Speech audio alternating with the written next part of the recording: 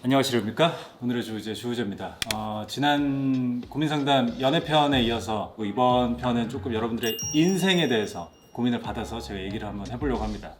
그 전에 책장 소개를 먼저 하고 이제 시작을 할 건데, 아마 영상에는 오랜만에 나오겠죠? 여러분들이 하도 제가 데님 자켓을 입는다 그래갖고 몰래 입었어요. 몰래. 그래서 오랜만에 이 정도면 좀 텀 되지 않았나? 한번 입고 나왔고, 요렇게 두 개가 잘 맞는 라인인데, 이것도 보면은 약간 요철이 느껴지죠? 1955 55년도 복각 501. 자, 그리고 오늘의 슈즈는 PPL입니다. 제가 이 PPL이 들어왔을 때 뭐야 미쳤잖아. 일단 콜라보에 놀라기도 했고, 제가 요즘 좋아하는 무드가 이 브랜드에서 이렇게 나오다니에 놀라기도 했고, 이거는 어그랑 갤러리아 아니고 갤러리 디파트먼트라는 브랜드. 여러분들이 아시기에는 좀 이제 뭔가 하이엔드 고가의 느낌이 나는 그런 브랜드죠. 여기랑 어그랑 이제 콜라보를 한 제품인데, 이게 라인이 지금 제 뒤에 있는 이 모델이랑 제가 신고 있는 이 웨스턴 느낌이 나는 이 부츠랑 낮은 모델 하나랑 리바이스 데님에서 그 영감을 받은 데님 버전의 어그 부츠, 이렇게 해서 4가지 종류로 나오는 걸로 알고 있는데, 일단 저는 오늘 카멜 컬러의 이 웨스턴 느낌이 나는 이 어그의 강점이죠. 양털로 여기까지 덮여져 있어요. 그래서 저 같은 수족냉증이 심한 사람들은 피가 발끝에까지 안 가는 게 아니라 한 여기서 멈추거든. 사실상 여기 밑으로는 그냥 동상 상태라고 보면 돼요. 겨울 되면 쭉 어그가 이렇게 사랑을 받았지만, 남자분들이 신으면 너무 좀 귀여운 이미지가 좀 강한 슈즈에 속했는데, 좀 이렇게 스티치라든지 그리고 가죽 질도 되게 약간 이게 거칠거든요.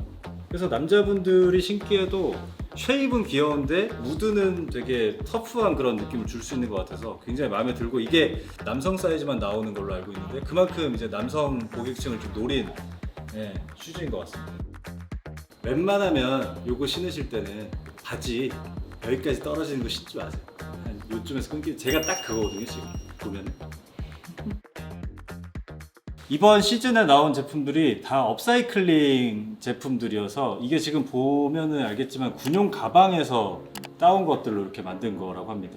진짜 멋있는 제품들이고, 이게 몇 쪽 안 나오는 걸로 알고 있어요, 발매 자체가. 그래서 사실 난 잘 모르겠어, 왜 우리한테 이거 PPL을 벨벳도 좋아하고 이러신 분들은 소장용으로 다 사실 거란 말이야. 근데 왜지? 왜? 이거 못지않게 멋있는 제품들을 또 보여드리고 싶어서 아마 저희와 함께 하는 것 같아요. 바로 요건데, 웨더 하이브리드라는 제품 라인이고, 보통 우리가 어그 신으면은 비 오거나 눈 오거나 이러면은 뭐 묻고 이러면 진짜 막 얼룩 금방 지고, 막 좀 저처럼 좀 깔끔하게 신는 거 좋아하는 사람들은 막 타격이 심하거든요.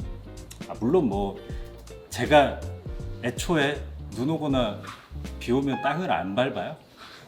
무조건 어디 이렇게 좀 가셔야 되는 분들은 그런 거 되게 이제 타격이 있단 말이에요. 그래서 그런 분들을 위해서 이렇게 러버라고 하죠. 이쪽까지는 방수, 방설까지 다 되는 그런 슈즈고, 블루 컬러가 좀 세다 싶으신 분들은 이런 컬러웨이는 되게 무난하게 신을 수 있겠다. 그리고 어그 많이 신으시는 분들은 알겠지만 울트라 미니라고 이번에 남성용이 처음 출시가 된다고 해서 부담스럽지 않게 신을 수 있는 그런 모델이 되지 않을까 생각을 합니다. 제 시계 컬렉션 되게 시계 개념남이 돼 있더라고. 난 그런 생각으로 한 건 아닌데. 근데 난 되게 그냥 좋아서 그냥 하는 건데. 요건 티파니 엠포. 자, 그럼 이제 이 따뜻한 어그를 신고 여러분들의 고민을 한번 들어보도록 하겠습니다. 닉네임이 선택적 내향인입니다. 선 연락을 극도로 싫어하는 나, 비정상인가요? 3N살, 그러니까 30대라는 거죠. 극 I 성향의 여자 사람입니다. 고민은 지인들에게 선 연락을 못 하겠다는 거예요. 친구들 모임에 꼬박꼬박 잘 나가고 친구들과 어울릴 땐 그 누구보다 적극적인 편인데 결코 먼저 연락을 하는 법은 없습니다. 그래서 단체 모임 외에는 개인적으로 연락하는 친구도 한두 명 정도이고, 그마저도 그 친구들이 연락을 먼저 해주기 때문에 인연이 끊어지지 않고 이어지고 있습니다. 이러다간 결국 주위 사람을 모두 잃고 말겠다는 생각이 들지만 먼저 연락을 하는 게 너무 어려워요. 연락을 먼저 하지 않는 이유를 나름 생각해봤는데, 첫 번째, 대화를 나누는데 에너지 그리고 감정 소모가 심함. 두 번째, 혹시 만나자고 할까봐 걱정됨. 혼자인 게 편함인 것 같아요. 막상 만나면 즐겁고 가끔은 외로워서 연락을 하고 싶을 때도 있는데 막상 연락은 못 하겠어요. 저는 왜 이러는 걸까요? 아마 제가 생각할 때는 이 글 중에 이 본인이 제일 걸려하는 거는 아마 혹시 만나자고 할까봐 같거든요. 혹시 만나자고 할까봐.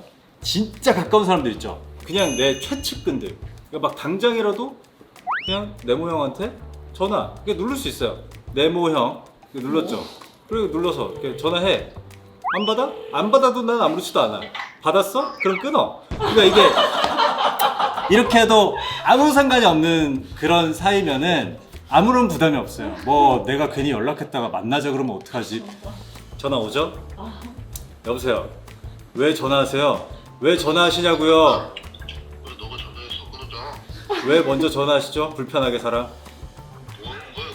이런 식으로 사람 관계 불편하게 하지 마시오. 끊겠습니다. 저 건드지 마십시오. 자, 아무렇지도 않잖아요. 이 형도 그냥 전화했다가 아 이거 미친놈이구나 이러고 그냥 끊잖아.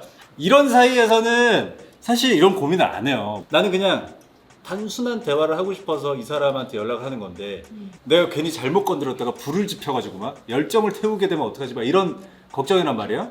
저는 이 정도도 감수를 아무렇지도 않게 할 수 있는 사이가 아직은 없으신 것 같아요. 어느 정도는 감내하고 겪어내야 이런 사이를 만들 수가 있는 거. 물론 이제 그것도 이제 상대도 나랑 잘 맞아야 되고 나도 이 사람이 진짜 편하구나라는 걸 느껴야 되는. 그러니까 우리가 인연이라고 하는 거예요. 정말 소중한 인연이라고 하잖아. 최측근에 있는 사람들을. 그러니까 그런 사람들을 만드는 어떤 단계를 지금 못 거치신 것 같아요.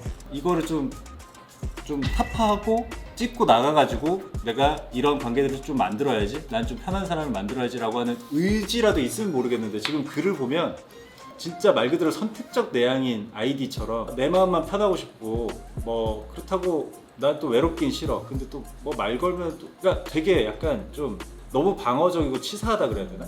그러니까 이거부터 깨야 될 것 같은데요. 더 단순한 방법이 있어요. 혼자 사는 법을 터득하는 수밖에 그거 말고는 답이 없을 것 같습니다. 그리고 혼자 한번 지내보면 또 아차차 할 거야 아마. 아 내가 배부른 짓을 했구나, 배부른 소리를 했구나 이렇게 또 생각이 들 거니까 한번 부딪혀 보시기 바랍니다. 해피라는 분이 보내주셨습니다. 제가 너무 속이 좁은 걸까요? 아 보통 이런 제목의 경우에는 실제로 속이 좁은 경우가 많거든요. 안녕하세요, 우재 오빠. 고민이 있습니다. 몇 년 전 외로워하는 두 솔로를 연결시켜줬습니다. 둘이 잘 돼서 이번에 결혼을 한다고 하더라고요. 저도 제가 연결시켜준 사람들이 결혼까지 한다고 하니 정말 기뻤어요. 그런데 결혼식이 얼마 남지도 않았는데 청첩장을 준다는 얘기가 없어서 많이 바쁜가 보다 생각했고 곧 연락이 올 거라고 생각했어요. 그런데 갑자기 깨톡으로 연락이 와서 너무 바빠 연락을 미처 하지 못했다 면서 모바일 청첩장을 보내는 거예요. 저는 주선자라서 뭔가 크게 바란 건 아니었거든요. 그냥 적어도 커플이 저랑 밥을 먹으면서 종이로 청첩장을 주길 바랬어요. 이 덕분에 우리가 이렇게 만나서 결혼한다 뭐 이런 얘기 하면서요.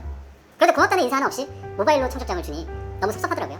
그렇게 친한 사이는 아니었지만 예의가 없는 게 아닌가라는 생각이 들어 솔직하게 섭섭하다고 얘기를 했어요? 그제서야 다음 주에 시간이 되냐고 물으니 시간이 됐음에도 내가 이렇게 말을 해야 하는구나 라는 생각이 들어서 괜찮아, 결혼식에서 보자 말했다고 합니다. 결혼식도 버스를 타고 5시간을 가야 하는 곳에서 하니 가고 싶지도 않아졌고 축의금은 또 얼마를 해야 하나 고민이 됩니다. 이런 제가 너무 속이 좁은 걸까요? 축의금은 도대체 얼마나 해야 할까요? 어떻게 생각해요? 저는 속이 존나 좁다고 생각하거든요. 그냥 속이 없다고 그러니까 속이 없다는 표현이 맞겠다 이건. 좁다기보다는. 근데 봐봐요.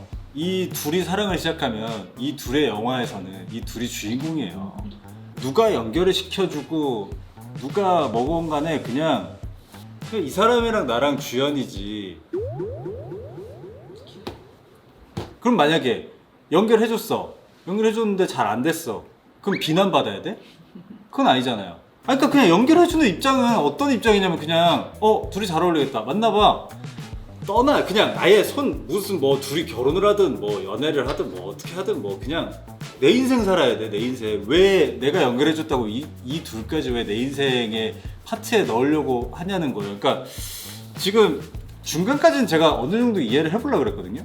저는 어떻게 생각했냐면 아 내가 그래도 연결해줬는데 나한테 연락 한마디도 없고 청첩장을 안 보내? 이런 건 줄 알았어. 근데 모바일 청첩장은 이거면 된 거 아니야? 진짜 놀랍게도 저도 네모 형한테 모바일 청첩장 받았어요. 그러니까 요즘 세상에 누가 뭐 굳이 막 심지어 내가 너네 소개시켜줬는데 만나서 밥 한 번 안 사고 청첩장을 안 주냐? 이래서 야 내가 너 바빠서 진짜 너무 깜빡했다 미안하다 다음 주 싫어. 안 가! 애초에 그럴 거면 아예 얘기를 꺼내질 말든가. 보시는 분들 모두가 내가 이 사람들을 소개를 시켜줬다고 해서 이 사람들 연애에 내 지분을 넣으려고 하는 것만큼 바보 같은 짓이 있을까 싶네요. 이거 사연을 읽어보니까. 뿡빵뿡 님이 상사가 투머치 토커예요. 살려주세요. 진짜 힘든가 보다. 안녕하세요. 8년차 33살 직장인입니다. 저희 회사에 얼마 전에 투머치 토커인 과장님이 정근을 오셨습니다. 식사를 같이 할 때나 평소에도 말 자체를 너무 많이 하셔서 듣다가 귀에서 피가 날 것 같습니다. 제가 그래도 지금 부서원들 중에서 가장 리액션이 좋다고 자부할 수 있는데도 이렇게 리액션을 해주다가 지치는 경우는 처음입니다. 정말 영양가도 없는 라떼는부터 시작해서 본인 자녀들 이야기까지 한 번 눈 마주치면 20분은 기본입니다. 그 말들을 계속 듣고 있노라면 이러면 안 되지만 저도 모르게 점점 표정이 굳어지게 됩니다. 그럼 또 정신 차리고 아 정말요? 와 그렇구나 하고 형식적으로 반응도 해봤는데 쓸데없는 말을 듣고 있노라면 짐 가지고 현타가 옵니다. 이것이 사회생활인가 싶기도 하면서 앞으로 3년은 넘게 같은 부서에 있어야 할 것 같은데 투머치 토커인 상사에게 어떻게 지치지 않고 반응해야 좋을까요? 제가 예전에 이런 비슷한 경험이라고 할까? 저는 동료 중에 이런 분이 계셨어요. 이런 분들의 특징은 신기하게도 대화 주제가 어디서 나오는지 계속 나와. 그리고 계속 얘기를 해. 나는 그때 처음 느꼈어. 아, 이게 상투적인 표현이 아니라 진짜 귀에서 피가 날 수도 있겠구나라는 생각이 들 정도로 이게 끊는 게 되게 쉽지 않더라고요. 이렇게 막 신나서 얘기하는 사람이 막 계속 얘기하고 있는데 거기서 왜 이렇게 말이 많아? 조용히 좀 해. 안 듣고 싶어. 이렇게 할 수가 이런 삶을 할 수 있지. 이게 어느 정도 거리가 있고 심지어 상사다? 그러면은 거기다 대고 입을 틀어막는다는 게 이게 진짜 보통 그러니까 어려운 일이에요. 어려운 일이라서 리액션이 지금 되게 본인이 얘기하기에 되게 좋다 그랬잖아요. 리액션을 좀 줄이는 거 말고는 전 답이 없을 것 같다는 생각이 듭니다. 아니면 이 연참에서 제가 자주 쓰는 방법인데 맞다이를 한번 오늘 똥 싼 거부터 시작해가지고 제가 오늘 변을 봤는데요 우리 과장님. 병이 저거 좀 매운 걸 먹었고 좀 무슨 또 이런 얘기부터 시작해서 더 끝까지 내 어떤 그 배꼽 때까지 얘기할 수 있는 거울 치료가 되지 않을까? 근데 보통 이런 분들은 눈치가 없어서 사실 거울 치료도 안 돼요. 말 잘 통하는 사람이 한 명 생겼구나라고 생각을 하지. 일단 리액션을 한번 줄여보시기 바랍니다. 시간 약속 안 지키는 친구와 손절각인가요? 안녕하세요 주우재님. 저는 20대 중반 여자입니다. 저는 중학생 때부터 친구인 10년지기 친구가 있습니다. 이 친구랑은 개그 코드도 맞고 정말 편안한 친구입니다. 하지만 몇 가지 안 맞는 점이 있습니다. 저는 시간 약속을 매우 중요시 여깁니다. 그런데 제 친구는 지각이 일상입니다. 10분, 20분 늦을 때도 종종 있어서 처음에는 그러려니 했습니다. 그러나 한 사건을 겪은 이후론 정말 화가 많이 났습니다. 약속 시간이 지났는데도 연락이 없어 조금 늦겠구나 생각했는데요. 약속 시간 몇 분 전부터 잘 되던 연락이 안 되기 시작하고 잠수를 타버린 겁니다. 저는 연락도 안 받으니 밖에서 30분 이상 기다렸습니다. 그리고 친구가 갑자기 연락 와서 대뜸 어디냐고 하고 이제 나가 라는 문자 하나만 보냈습니다. 늦었는데도 사과도 대충 하는 것입니다. 저는 화가 났지만 평소에 화를 잘 안 내는 성격이라 돌려 말해서 다른 사람들이랑 만날 때도 이렇게 매번 지각하니? 했더니 해맑게 왜? 다른 사람들은 다 이해해 주던데? 하더군요. 저는 그때 얘랑 나랑은 서로 이해를 못 해주겠다고 느꼈습니다. 그리고 이 친구랑 만나면 본인 얘기를 하다가 중간에 제가 얘기하면 지루한 티를 내고 계속 핸드폰만 만진다는 것입니다. 그럴 때마다 이 친구랑 만나면 현타가 오고 괜히 대화하고 싶지가 않더라고요. 약속 시간에 항상 늦고 맞은편에 상대방이 말하고 있음에도 대놓고 휴대폰을 하고 안 듣고 있는 이 친구를 고칠 방법은 없는 걸까요? 저도 오래된 친구 중에 오래 지랄을 했는데도 불구하고 절대 안 고쳐지는 게 이런 거예요. 그러니까 그 친구 기준 시간까지 만들었어요. 10시 반까지 간다. 이러면은 저는 기본 7시에서 7시 반 타임으로 생각을 할 정도로. 근데 이제 그 친구는 시간 약속 안 지키는 거 말고는 지금 여기 나오는 뭐 앞에 두고 사람 말 하는데 막 듣지도 않고 막 이런 성향은 또 아니라서 이런 시간 약속 안 지키는 사람들에 대한 방법은 굉장히 그 정확한 방법이 있거든요. 특히 좀 다수가 만날 때 10시 반이다 만약에 1초 지난 순간 우리 여기 뜬다 통보를 해요. 그리고 실제로 떠요. 여행을 갈 일이 있었는데 그거는 뜨는 순간 끝나잖아요. 그거는 그냥 낙오야. 그래서 여행 출발할 때도 요때 출발 우리 안 오면 간다. 안 늦어요. 칼같이 와요. 칼같이. 그러니까 이게 본인이 늦어서 나 빡쳤어 이런 거 표현하기보다는 본인이 늦어서 본인이 겪는 불이익을 느끼게 해줘야 고치거든요. 친구가 더 있을 거 아니에요. 최대한 이렇게 약속을 잡을 때 뭐 한 3-4명 이렇게 잡으세요. 잡고 늦어? 가세요 그냥. 그래서 자기가 불이익을 받아야 이거는 고칠 수 있어요. 물론 이런 상황들을 어떤 조건들을 맞추기가 쉽지 않겠지만 그런 방법 말고는 저는 이거 진짜 아니 이렇게 해도 안 고쳐져요. 안 고쳐지기 때문에 이렇게 습관 잡혀 있는 사람들은 이런 방법 말고는 저는 답이 따로 없다고 생각합니다. 근데 중요한 거는 이 사람이 늦는 게 중요한 게 아니고 전형적으로 저 같은 사람이 되게 경멸하고 혐오하는 극혐하는 어떤 인간류거든요. 일단 눈치가 없어. 그리고 남한테 피해 주는 거를 아무렇지도 않게 생각해. 심지어 배려 없고 자기중심적인 사람. 저는 이게 개인주의랑 이기주의랑 사람들이 되게 헷갈려하는 분들이 많은데 여기 있는 이 친구는 절대 개인주의가 아니고 이건 이기주의라고 할 수 있는 거거든요. 저는 이 정도면은 친구할 생각이 없는 친구인 것 같기 때문에 빨리 버리시고 당장 20대 중반부터 사귀더라도 저도 지금 제 측근에 있는 분들이 20대 후반때 생긴 친구들이거든요. 기간이랑은 전혀 상관없이 좋은 친구가 될 수 있을 거라고 생각하기 때문에 새로운 좀 좋은 친구를 만나시길 바랍니다. 신입사원인데 옷에 이렇게 돈을 써도 될까요? 이번에 취직한 신입사원인데 그동안 돈이 없어서 못 샀던 옷들이 이제 눈에 들어오니까 수십만 원짜리 옷들만 보고 있더라고요. 이뻐 보이는 것들은 다 비싸고 저축까지 하려니 비싼 옷 한두 개 사야 할지 직장인 기본템 위주로 우선 구매를 할지 고민입니다. 특히 코트도 이제 바꿀 때가 됐는데 30만 원 정도 쓸지 아니면 100에서 150만 원짜리 한번 사서 오래 입는 게 나을지도 고민이 정말 많이 돼요. 솔리드 홈모 코트 예쁘더라고요. 싼 거 살 거면 그냥 도메스틱 브랜드나 이런 거 사야 되나 고민 중입니다. 아무튼 20대 중후반의 패션 소비 우선순위 가성비템, 만족도템 둘 다 필요 없이 저축 요거 3개 중에 이렇게 고민이 됩니다. 추가로 사회 초년생일 때 우재님의 소비 습관도 궁금합니다. 일단 저의 소비 습관부터 말씀을 드리자면 저는 제가 돈을 적게 벌 때부터 제 기준 많이 번다고 생각할 때까지 전 똑같았어요. 일단 합리적인 거를 되게 좋아하고 고민을 되게 항상 많이 했고 거의 99%는 그냥 합리적인 소비를 하려고 제가 노력을 했던 것 같아요. 성향이 그랬던 것 같아요. 그래서 저는 뭐 소비 성향이 바뀌거나 이러진 않았던 것 같고 다만 이제 신입사원이고 돈을 벌기 시작한 거잖아요. 지금 취직을 하신 거니까 저는 그렇게 생각해요. 지금 본인이 이미 이쪽에 눈을 떴고 예뻐 보이는 것들 있잖아요. 자기 눈에 들어왔는데 안 사면 이제 마음의 병이 드는 사람들이 있어요. 하루 종일 그거 생각나고 그렇기 때문에 저는 이거 사세요. 사시고 제가 지금 이제 곧 40이 되니까 할 수 있는 얘기인데 제 경험상은 20대 때 뭔가 제가 막 나름 굴리고 했던 돈들이 제 인생에서는 크게 막 이렇게 영향을 주는 그런 돈들이 아니었어서 그런지 저는 그 20대라면은 지금 제 생각으로는 그래도 좀 겪어보고 싶은 거 이렇게 좀 많이 이렇게 경험해보면서 살 것 같아요. 그래서 경험해보면 체감이 올 거거든요. 이거 나한테 맞는 거구나. 아니면 내 생활이 조금 쪼들려지는데 약간 힘들어지는데 약간 나랑 안 맞는 거구나 라는 걸 한번 느껴보시는 게 수업료로 괜찮지 않을까? 라는 생각합니다. 대신에 살말을 올려주세요. 왜냐면 또 잘못된 판단을 제가 잘된 판단을 하는 건 또 아니지만 한번 의견을 한번 나눠보고 싶어서. 자, 친한 친구에게 질투심을 느끼는 제가 이상한 걸까요? 저에게 가장 친한 친구 한 명 있습니다. 그런데 자꾸 그 친구에게 질투가 납니다. 그 친구는 바라던 분야의 회사 생활을 시작하고 정말 잘생긴 남자친구도 사귀고 대학생이지만 직장인이 살만한 큰 평수의 신촌 오피스텔 전세로 사는 금수저에다가 공부도 엄청 잘해요. 어렸을 때는 저와 그 친구의 사이에서 크게 질투가 느껴지지 않았는데 점점 시간이 지날수록 그런 친구를 바라보며 저는 한없이 질투를 느껴요. 친구가 잘 됐을 때 진심으로 기뻐해주는 그런 사람이고 싶은데 그러지 못하는 제 자신에게 화가 나게 돼요.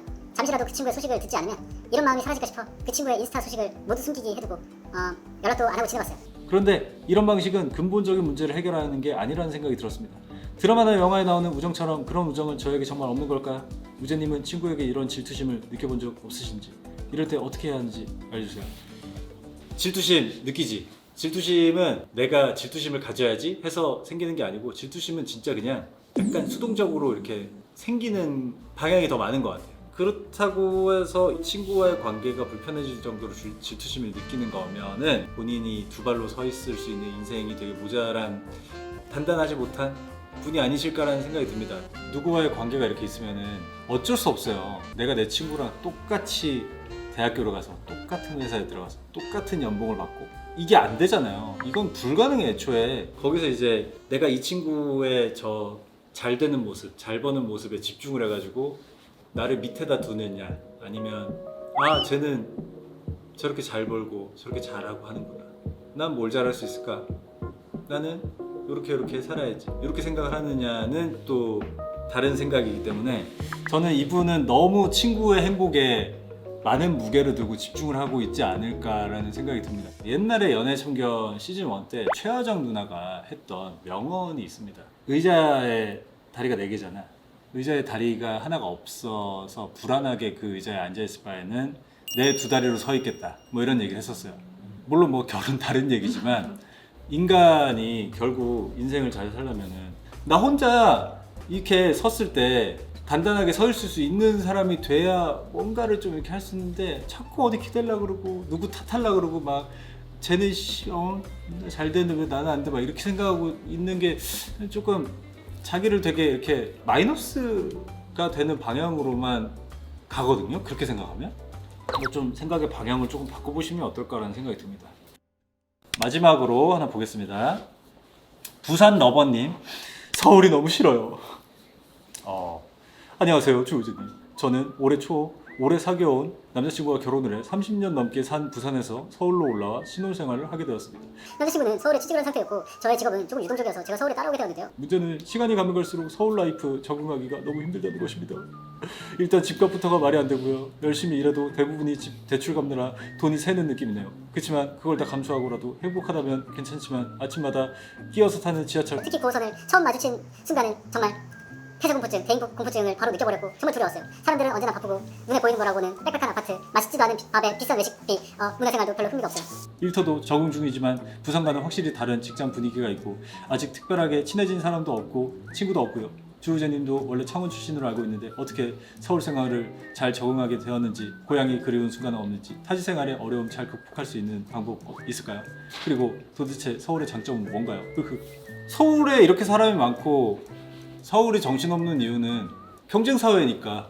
그리고 경쟁사회의 수도가 서울인 거고 서울에 들어온 이상, 서울에 취직을 한 이상 정말 많은 사람들이 결국 돈을 벌고자 경제활동을 하는 거고 그 안에서 생길 수밖에 없는 이런 치열함들은 당연한 거라고 생각을 하고 이렇게 사람들이 항상 괴로워하는 이유가 답을 정해놔서인 것 같아요. 내가 부산에서 이만큼 살아왔기 때문에 뭐 이렇게 사는 게 맞아라고 답을 정해놓고 서울을 오니까 근데 전 답을 정해놓은 적이 한 번도 없거든요. 창원에 살 때는 창원은 이런 동네고 8차선의 큰 도로와 도청 소재지 그리고 호주 캔버라를 모티브로 해서 계획도시로 만든 어마어마한 도시라는 거 창원 자랑하는 겁니다. 그 살다 서울 올라오면 당연히 저도 지하철 미친듯이 껴서 탔었고 학교 다닐 때는 근데 전 단 한 번도 그 왜 미디어에서 나오는 거 있잖아 서울 사람이라 그런가? 왜 이렇게 되게 깍쟁이야? 이런 생각 단 한 번도 해본 적이 없어요. 막말로 9호선 탈 때 본인만 힘들어요? 거기 타는 사람 다 힘든 거잖아요. 다 껴서 타는 거고 집값도 다들 힘들어서 집 대출을 갚으면서 살고 있는 거고 그 결혼 후에 그 생활로 서울을 선택하신 거잖아요. 그러면 그거에 맞춰야지 뭐 그 로마에선 로마법을 따라라처럼 물론 뭐 오래 사셨죠. 30년 넘게 부산에서 사셨으니까 너무 다른 환경이라는 건 이해를 하지만 그 다른 환경을 좀 받아들일 필요도 좀 있을 것 같은데요. 예. 이게 너무 힘들다 도저히 못 받아들이겠다 이러면 주말 부부 말고 답이 없잖아요. 유동적이시라고 하니까 직장을 지금 어떤 느낌이냐면 여러 사람의 삶을 지금 살아본 느낌이에요.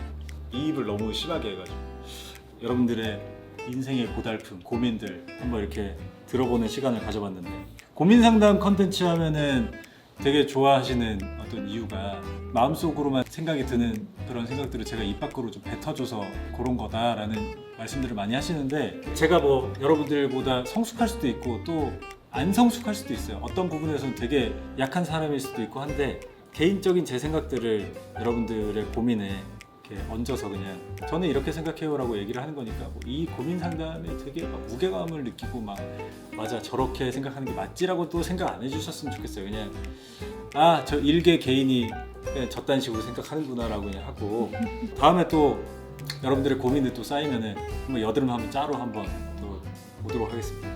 재밌게 보신 분들은 구독, 좋아요, 댓글까지만 해주시고 알림 설정은 안 해주셔도 됩니다. 알겠습니다. 안녕히 계시렵니까?